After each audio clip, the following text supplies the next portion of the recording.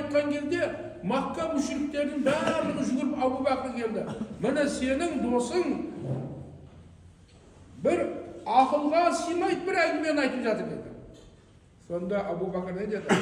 Одан ара-қарағын айтса да сенемін деді. Сондықтан оны не деді?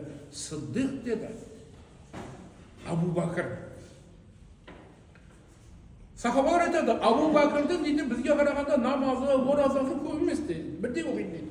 Бірақ оның жүрегінде дейді бір салмақтылық бар еді дейді. Ешбір саспайды дейді жаңағы. Біз анау паниковать етіп кеткен, ондай нәрсе болмайды дейді. Омар ибн Хаттаб айтады, Омардың істеген жұмысы дейді, 16 ғасыр. Ол дейді Абу Бәкір Сыддықтың пайғамбар алейхиссаламның жанында болған 3 күніне жетпейді деді. Тауба сурасында білесіздер, пайғамбарымыз Мұхаммад алейхиссаламнан Абу Бәкір Сыддық ғарда жасырынғанда Макка мүшриктері келіп не қылды? Топталып қарады. Сонда Абу Бәкір Сыддық ол батыр, ешкімнен қорыққан жоқ, өлімнен қорықпайды. Ол қорықты біз үшін.